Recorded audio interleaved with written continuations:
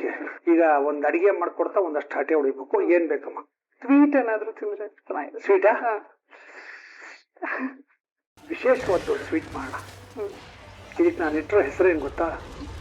ದಿಲ್ ರುಬಾ ಅಂತ. ಹಾಗೆ ಇವತ್ತಿನ ವಿಶೇಷ ದಿಲ್ ರುಬಾ. ಏನೇನು ಪದಾರ್ಥಗಳು ಬೇಕು ನೋಟ್ ಮಾಡ್ಕೊಳ್ಳಿ. 1 ಕಪ್ಪಷ್ಟು ಸಕ್ಕರೆ, 1/4 ಕಪ್ಪಷ್ಟು ಮಿಲ್ಕ್ ಪೌಡ್ರು, 1/4 ಕಪ್ಪಷ್ಟು ಮೊಸರು, ಆಮೇಲೆ ಒಂದು ಸ್ವಲ್ಪ ಏಲಕ್ಕಿ ಪುಡಿ, ಹಾಗೆಯೇ 1 ಚಿಟಿಕೆಯಷ್ಟು ಉಪ್ಪು, 1 ಚಿಟಿಕೆಯಷ್ಟು ಬೇಕಿಂಗ್ ಸೋಡಾ, ಅಡಿಗೆ ಸೋಡಾ, ಆಮೇಲೆ 1 ಚಿಟಿಕೆಯಷ್ಟು ಕೇಸರಿ, ಮತ್ತು ಕರಿಯೋದಕ್ಕೆ ಫ್ರೀಡಮ್ ರಿಫೈನ್ಡ್ ಸನ್ಫ್ಲವರ್ ಆಯಿಲ್. ಇವೆಲ್ಲ ನಮ್ಮ ಇವತ್ತಿನ ವಿಶೇಷ ದಿಲ್ ರುಬಾಗೆ ಬೇಕಾಗಿರ್ತಕ್ಕಂಥ ಪದಾರ್ಥಗಳು. ಈಗ ದಿಲ್ ರುಬಾ ಮಾಡೋಕ್ಕೆ ಶುರು ಮಾಡೋಣ. ಫಸ್ಟು ಒಂದು ಹಿಟ್ಟು ಕಲಿಸ್ಕೋಬೇಕು. ಮೊಸರು ಹಾಕ್ಕೋಬೇಕು, ಬೀಟ್ ಮಾಡಿರೋ ಮೊಸರು. ಇದಕ್ಕೆ 1 ಚಿಟಿಕೆ ಉಪ್ಪು, ಓಕೆ, ಆಮೇಲೆ ಏಲಕ್ಕಿ ಪುಡಿ ಒಂದು ಸ್ವಲ್ಪ, 1/4 ಚಮಚದಷ್ಟು ಅಡಿಗೆ ಸೋಡಾ, ಓಕೆ, ಆಮೇಲೆ ಮಿಲ್ಕ್ ಪೌಡರ್ ಹಾಕಿ ಇದನ್ನ ಫಸ್ಟ್ ಚೆನ್ನಾಗಿ ಮಿಕ್ಸ್ ಮಾಡ್ಕೋಬೇಕು. ಸೊ ರಮಿಕಾ, ಆಕ್ಟಿಂಗ್ ಮಾಡಬೇಕು ಅಂತ 6ನೇ ವಯಸ್ಸಲ್ಲೇ ಶುರು ಆಗುತ್ತೆ ನಿಮಗೆ? ನಾನು 5 years ಇದ್ದಾಗ ಸೇರ್ಕೊಂಡಿದ್ದು ನಾನು ನಟನಾಗೆ. ಆವಾಗಿಂದ ಆಕ್ಟರ್ ಆಗ್ಬೇಕು ಅಂತಾನೇನಾ? ಹೌದೌದು. ಫ್ಯಾಂಟಾಸ್ಟಿಕ್. ಸೊ ಫಸ್ಟ್ ಸರ್, ಅದು ಆಕ್ಚುಲಿ ಅದ್ರದ್ದೊಂದು ಮಜಾ ಇದೆ. ಏನು ನನಗೆ ನಟನಾಗಿ ಸೇರ್ಕೊಂಡಾದ್ಮೇಲೆ, ಅಂದ್ರೆ ನೀವು ಹೇಳ್ದಂಗೆ ಸ್ಕೂಲ್ ಅದು ಇದು ಅಂತ ಹೋದಾಗ ಒಂದೊಂದ್ಸಲಿ ಟಿವಿಲಿ ಒಂದೊಂದು ಕ್ಯಾರೆಕ್ಟರ್ ನೋಡಿದಾಗ ನನ್ಗೆ ಅದಾಗ್ಬೇಕಂತ ಆಸೆ ಆಗ್ತಿತ್ತು. ಒಂದ್ಸಲಿ ಯಾರೋ ಏರ್ ಹೋಸ್ಟೆಸ್ ಪ್ಲೇ ಮಾಡಿದ್ರು, ನನಗೆ ಏರ್ ಹೋಸ್ಟೆಸ್ ಆಗ್ಬೇಕಂತ ಆಸೆ ಆಯ್ತು. ನೆಕ್ಸ್ಟ್ ಇನ್ಯಾವುದೋ CID ಆಫೀಸರ್, ನಂಗೆ CID ಆಫೀಸರ್ ಆಗ್ಬೇಕು ಅಂತ ಆಸೆ ಆಯ್ತು. ಆಮೇಲೆ ಯೋಚನೆ ಮಾಡಿದೆ, ಅದೆಲ್ಲ ಪ್ಲೇ ಮಾಡಿರೋದು ಆರ್ಟಿಸ್ಟ್ ಅಲ್ವಾ, ಸೊ ನಾನು ಆರ್ಟಿಸ್ಟ್ ಆಗೋದ್ರೆ ಎಲ್ಲ ಆಗ್ಬೋದಲ್ಲ ಅಂತ ನಾನು ಅವಾಗ ಇನ್ನು ಫಿಕ್ಸ್ ಆದ್ರೆ ನಾನು ಆಕ್ಟರ್ ಆಗ್ತೇನೆ ಅಂತ. ಆಕ್ಟರ್ ಆಗ್ಬೇಕು ಅಂತ. Very good. ಇದು ಮಿಕ್ಸ್ ಮಾಡ್ಕೊಂಡ್ಮೇಲೆ ಇದಕ್ಕೆ ನಾವು ಮೈದಾ ಹಿಟ್ಟು ಹಾಕಿ ಇದನ್ನ ಚಪಾತಿ ಹಿಟ್ಟಿನ ಹದಕ್ಕೆ ಕಲ್ಸ್ಕೋಬೇಕು. ಒಂದು ವೇಳೆ ಮೈದಾ ಹಿಟ್ಟು ಕಡಿಮೆ ಆಯ್ತು, ಚಪಾತಿ ಹಿಟ್ಟಿನ ಹದಕ್ಕೆ ಬರಲಿಲ್ಲ ಅಂದ್ರೆ ಇನ್ನೊಂದು ಚೂರು ಮೈದಾ ಹಿಟ್ಟು ಹಾಕೋಬಹುದು. ಒಟ್ಟಿನಲ್ಲಿ ಇದು ಸ್ವಲ್ಪ ಚಪಾತಿ ಹಿಟ್ಟಿನ ಹದಕ್ಕೆ ಬರಬೇಕು. ಇದನ್ನ ಕಲ್ಸ್ಕೊಂಡು ಇದಕ್ಕೆ ಒಂದು ಸ್ವಲ್ಪ ಎಣ್ಣೆ ಸೌರಿ ಒಂದು 5 ನಿಮಿಷ ಬಿಟ್ಬಿಡ್ಬೇಕು. ಮತ್ತೆ ಈ ಮೈದಾ ಹಿಟ್ಟು ಸ್ವಲ್ಪ ಕುಡ್ದು ನನ್ನ ಮಗಂದು ಆ ಮೊಸರೆಲ್ಲ ಚೆನ್ನಾಗಿ ಕುಡಿದು ಟೈಟ್ ಆಗತ್ತದು. ಒಂದು ಸ್ವಲ್ಪ ಟೈಟ್ ಆಗ್ಬೇಕು ಅದು, ಅಂದ್ರೆ ಅದು ಗ್ಲೂಟನ್ ರಿಲೀಸ್ ಆಗಲ್ಲ. ಅಲ್ಲಿವರೆಗೂ ಅದನ್ನ ಕಡೆ ಬಿಟ್ಬಿಡೋಣ. ಈಗ ಸಕ್ಕರೆ ಪಾಕ ಮಾಡಕ್ಕೆ ಇಟ್ಬಿಡೋಣ. ಸೊ ಫಸ್ಟ್ ಸಿಕ್ಕಿದ್ದು ಯಾವ್ದು ಪ್ರೋಗ್ರಾಮ್ ನಿಂಗೆ? ನೀನಾಂದೇನ? ಇಲ್ಲ, ಫಸ್ಟ್ ಪಾರು ಅಂತ ಅದ್ರಲ್ಲಿ ವಿಲನ್ ಆಗಿ ಎಂಟ್ರಿ ಕೊಟ್ಟೆ. ಅದಾದ್ಮೇಲೆ ನಮ್ಮನೆಯವರ ನೀನ್ ಲೀಡ್ ಮಾಡ್ದೆ. ಅದಾದ್ಮೇಲೆ ನೆಕ್ಸ್ಟ್ ನೀನಾದನ ಸಿಕ್ಕಿದ್ದು. ಓಕೆ, ನೀನಾದನ ನಾನು ನೋಡ್ದಂಗೆ 1000 ಎಪಿಸೋಡ್ ಆಯ್ತಾ? Very good. ಸೀಸನ್ 1 ಸೀಸನ್ 2 ಅಂತ ಮಾಡಿದ್ರು. ಸೊ ಓವರ್ ಆಲ್ ಲೆಕ್ಕ ಹಾಕೊಂಡ್ರೆ ಓವರ್ ಆಲ್ 1000. ಅಲ್ಲಿಗೆ ನೀನು 1000ದ ಸರದಾರ. ಗುಡ್. ಹೌದು, ಸಿನಿಮಾ ಮಾಡಬೇಕು ಅಂತ ಅನ್ಸಿದ್ ಯಾವಾಗ? ಹೆಂಗಾಯ್ತು ಈ ಸಿನಿಮಾ? ಇದೇ ಮೊದಲನೇ ಸಿನಿಮಾ ಅಂತ ಹೇಳಿದ್ದು, ಹೆಂಗಾಯ್ತು ಇದು? ಸರ್, ನನಗೆ ಆಕ್ಚುಲಿ ಸಿನಿಮಾ ಮಾಡೋದನ್ನೋದು ಸಿಕ್ಕಾಬಡಿ ಡ್ರೀಮ್ ಇತ್ತು ಫಸ್ಟ್. ನಾನು ಮಾಡ್ಲೇಬೇಕು ಅಂತ ಅಂದ್ಬಿಟ್ಟು. ಸೊ ಮತ್ತೆ ಹಿಂಗೆ ಮನೋಜ್ ಸರ್, ನಮ್ಮ ಡೈರೆಕ್ಟರ್ ಬಂದು ಒಂದಿನ ನಂಗೆ ಕತೆ ಕೇಳ್ಬೇಕಾದ್ರೆ ನಾನು ಯಾವ ಪಾತ್ರ ಮಾಡಿದ್ರೆ ಅದಕ್ಕೊಂದು ತೂಕ ಇರಬೇಕು ಅಂತ ನಾನು ನೋಡ್ತೀನಿ ಯಾವಾಗ್ಲೂ. ಸೊ ಆತರ ಯಾವ್ದು ಸಿಕ್ಕಿರ್ಲಿಲ್ಲ, ಸೊ ಅದನ್ನ ಮಾಡಕ್ ಆಗಿರ್ಲಿಲ್ಲ. ಸೊ ಮನೋಜ್ ಸರ್ ಬಂದ್ ಕತೆ ಹೇಳಿದ ತಕ್ಷಣ ಓಕೆ, ಇದೇ ಮೂವಿಗೋಸ್ಕರ ಅನ್ಸುತ್ತೆ ಇಷ್ಟೊತ್ತು ಕಾದಿದ್ ನಾನು ಅನ್ಸ್ಬಿಡ್ತು. ಸೊ ಇಮಿಡಿಯೇಟ್ ಆಗಿ ಸರ್ ಮಾಡ್ತೀನಿ ಅಂತ ಹೇಳಿ ಅಲ್ಲಿಂದ ಸಿನಿಮಾ ಜರ್ನಿ ಸ್ಟಾರ್ಟ್ ಆಯ್ತು ನಂದು. Okay. And first time cinema camera, cinema unit ಇವೆಲ್ಲ ಹೆಂಗಿತ್ತು? It is very different from serial ಅಲ್ವಾ? ಅಂದ್ರೆ ಆ ಯೂನಿಟ್ ಫಂಕ್ಷನಿಂಗು, ಆಮೇಲೆ ಶಾರ್ಟ್ ತೆಗಿಯೋ ರೀತಿಗಳು, ಅದೆಲ್ಲ ಬಹಳ ಡಿಫ್ರೆಂಟ್. ಹೌದು. So how did you get adjusted? ನನ್ಗೆ ಆಕ್ಚುಲಿ ಇದು ಈಸಿ ಆಯ್ತು. ಹೌದಾ? ಬಟ್ ಅಂದ್ರೆ ಫುಲ್ ಧೈರ್ಯವಾಗಿ ಇದ್ದೆ ನಾನು. ಬಟ್ ನನ್ನ ಇದಕ್ಕೆ ನನ್ನ ಫಸ್ಟ್ ಶಾರ್ಟ್ ರಂಗಾಣ ರಘುಸರ್ ಜೊತೆ ಇಟ್ಬಿಟ್ಟಿದ್ರು. ಸಿಂಪಲ್ ಶಾರ್ಟ್ ಸರ್, ನನ್ ಕೈಲಿ ಮಾಡಕ್ಕೆ ಆಗ್ತಾ ಇಲ್ಲ.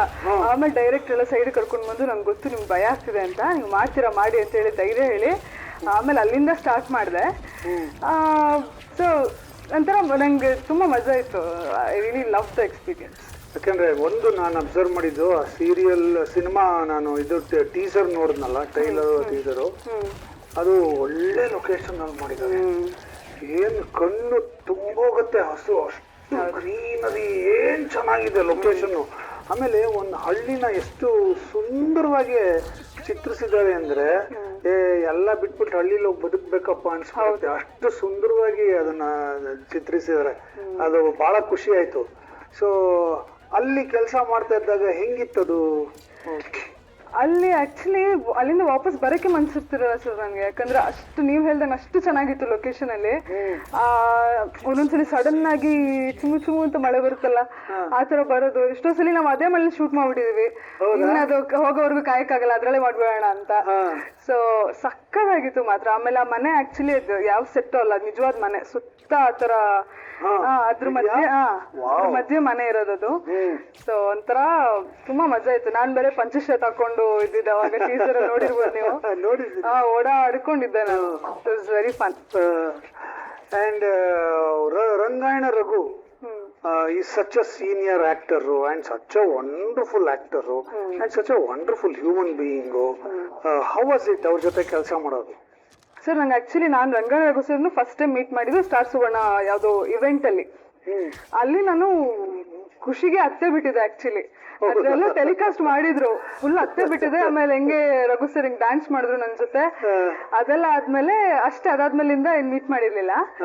ಅದಾದ್ಮೇಲೆ ಹಿಂಗ್ ಮನೋಜ್ ಸರ್ ಕತೆ ಹೇಳಿದ್ಮೇಲೆ ಆ ರೋಲ್ಗೆ ರಘು ಸರ್ ಆಗ್ಲಿಯಪ್ಪ ಅಂತ ಎಷ್ಟು ಮ್ಯಾನಿಫೆಸ್ಟ್ ಮಾಡಿದೀನಿ ಅಂದ್ರೆ, ಒಂದಿನ ಕಾಲ್ ಮಾಡಿ ಹೇಳಿದ್ರು ಅವರೇ ಮಾಡ್ತಾ ಇರೋದು ಅಂತ ಹೇಳಿ. ಆಮೇಲೆ ತುಂಬಾ ಕಲಿಯಕ್ ಸಿಕ್ತು ಸರ್ ನನ್ನ ಫಸ್ಟ್ ಮೂವಿಲೆ. ಅದೊಂದು ವಿಷಯದಲ್ಲಿ ತುಂಬಾ ಲಕ್ಕಿ ನಾನು.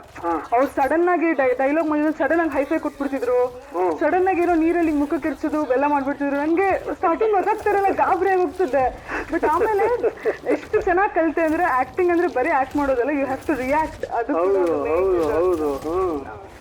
ಆಮೇಲೆ you should be ready for improvisation.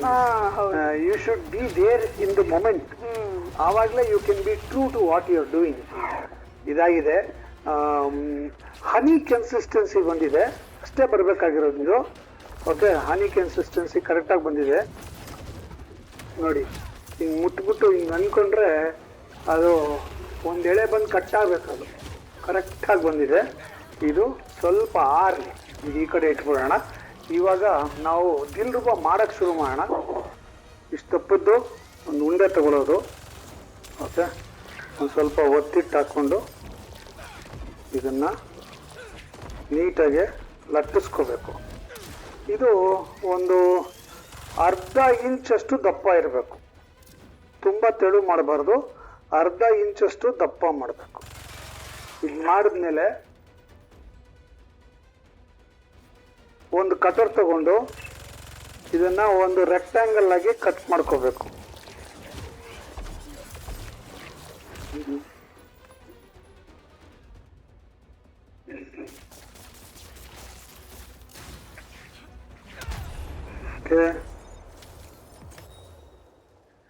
ಇದು ಕಟ್ ಮಾಡ್ಕೊಂಡ್ಮೇಲೆ ಇದನ್ನ ಸಣ್ಣ ಸಣ್ಣ ಸ್ಕ್ವೇರ್ಸ್ ಕಟ್ ಮಾಡ್ಕೋಬೇಕು.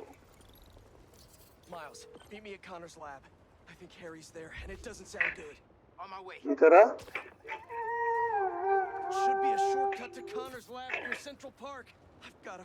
ಸ್ಕ್ವೇರ್ಸ್ ಕಟ್ ಮಾಡ್ಕೋಬೇಕು.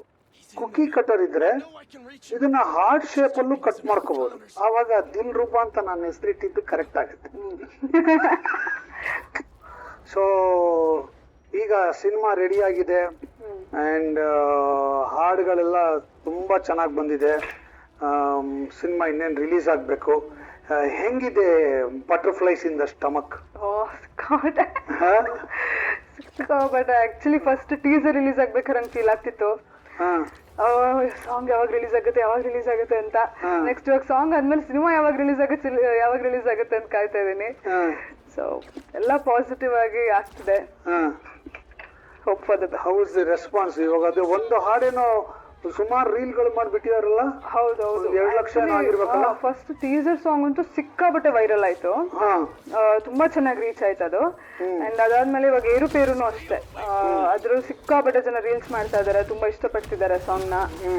So once again location over all ಅದೆಲ್ಲ ತುಂಬಾ ಇಷ್ಟ ಆಗ್ತದೆ. ಲೊಕೇಶನ್ ಮಾತ್ರ ಬ್ಯೂಟಿಫುಲ್ ಲೊಕೇಶನ್ ಅಂಡ್ ಅದನ್ನ ತುಂಬಾ ಚೆನ್ನಾಗಿ ಶೂಟ್ ಮಾಡಿದ್ದಾರೆ. DOP ಯಾರು ನಿಮ್ಮ ಸಿನಿಮಾಗೆ? ರಾಜ್ ಸರ್ ಅಂತ, ರಾಜ್ ಅಂತ. ಓ ಫ್ಯಾಂಟಾಸ್ಟಿಕ್, ಸಖತ್ ಕೆಲಸ ಮಾಡಿದ್ದಾರೆ. ಅವ್ರ ಕೆಲಸ ನಿಜವಾಗ್ಲೂ ಒಂಥರ ಸಿನಿಮಾನ ಮತ್ತೆ ಹೋಗಿ ನೋಡಬೇಕು ಅನ್ಸೋ ಅಷ್ಟು ಚೆನ್ನಾಗಿದೆ. ಯಾಕಂದ್ರೆ ಇಟ್ಸ್ ಎ ವಿಜುವಲ್ ಟ್ರೀಟ್. ನಾವು ನೋಡಿದ್ರೆ ಇದನ್ನ ಸಿನಿಮಾನ ಒಂಥರ ನಮಗೆ ಮನಮೋಹಕ ದೃಶ್ಯಗಳು ಅಂತಾರಲ್ಲ ಹಂಗಿದೆ ಅದು. ಆ ಮನೆ ಆಗಿರ್ಬೋದು, ಆ ಬೆಟ್ಟ ಆಗಿರ್ಬೋದು, ಆಮೇಲೆ ಮುಸ್ಕಿನ್ ಜೋಳದ ಒಂದು ಇದಾಗಿರ್ಬೋದು, ಗದ್ದೆ ಆಗಿರ್ಬೋದು, ಆಮೇಲೆ ಒಂದ್ ಕೆರೆ, ಎಲ್ಲ ತುಂಬಾ ಚೆನ್ನಾಗಿದೆ. ಆ ಮನೆನೇ ಬ್ಯೂಟಿಫುಲ್ ಆಗಿ ಸಖತ್ತಾಗಿದೆ ಆ ಮನೆ.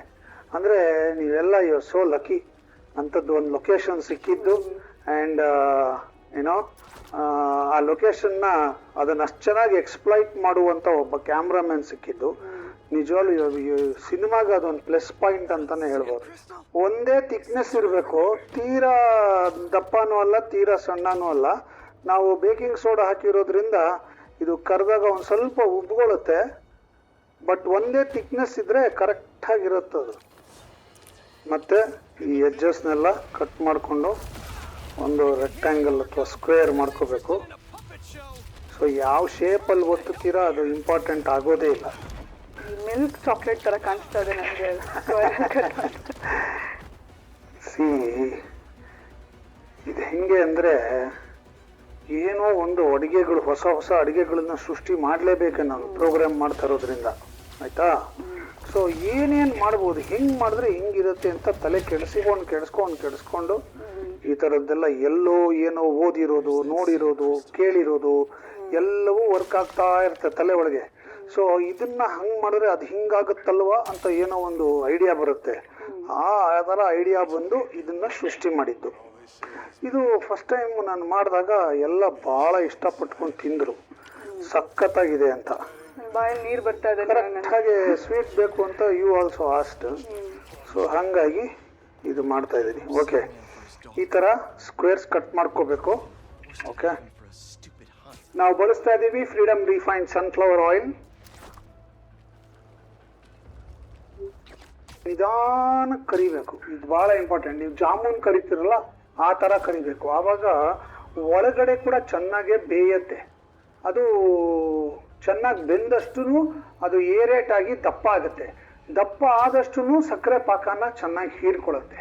ಅದು ಇದರ ಸೈನ್ಸ್. ಓಕೆ, ಸೊ ಈಗ ಇದಕ್ಕೆ ನಾವು ಒಂದು ಪೀಸ್ ಹಾಕಿ ನೋಡೋಣ ಹೆಂಗಾಗತ್ತೆ ಅಂತ. ಅಷ್ಟೇ ಸಣ್ಣದಾಗಿ ಗುಳ್ಳೆ ಬರೋಂಗೆ ಆಗಬೇಕು. ಕರೆಕ್ಟಾಗಿ ಕಾದಿದೆ. ನಿಧಾನಕ್ಕೆ ಇದು ಬೇಯ್ತಾ ಮೇಲ್ ಬರುತ್ತೆ. ನಾವು ಸೋಡಾ ಹಾಕಿರೋದ್ರಿಂದ ಉಬ್ಕೊಳ್ಳುತ್ತೆ. ಆ ಉಬ್ಕೊಂಡ್ರೆ ಅದು ಕರೆಕ್ಟ್ ಶೇಪ್ ಬರುತ್ತೆ, ಮತ್ತೆ ಹೀರ್ಕೊಳ್ಳೋಕ್ಕೆ ಹೆಲ್ಪ್ ಆಗುತ್ತೆ.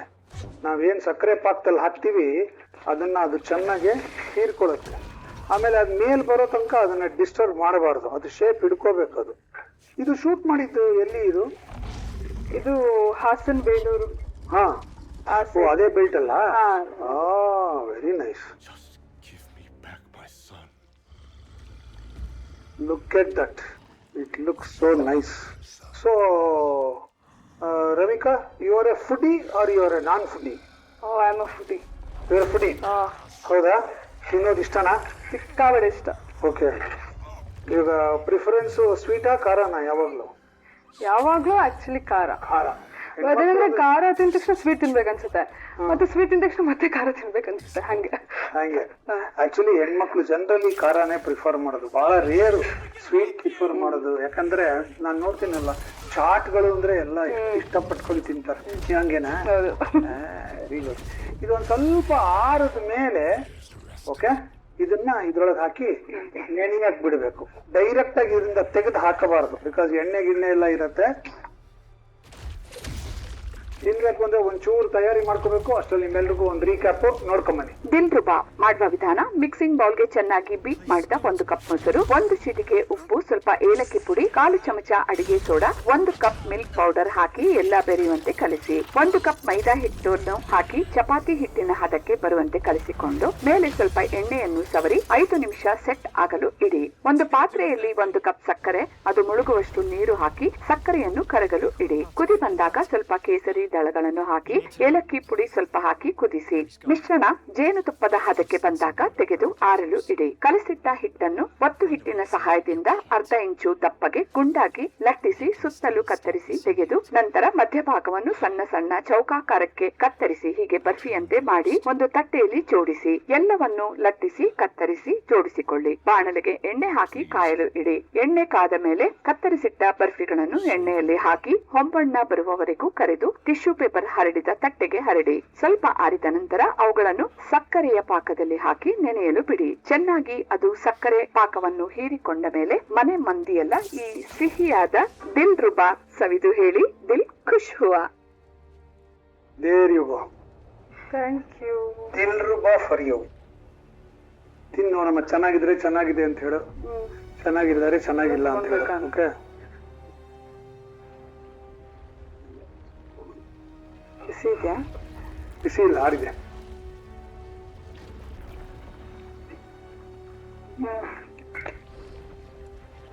ತುಂಬಾ ಚೆನ್ನಾಗಿದೆ. ಚೆನ್ನಾಗಿದೆಯಾ?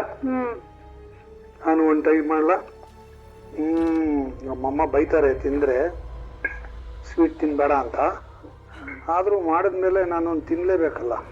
ಹಾಂ, ಆಹಾ,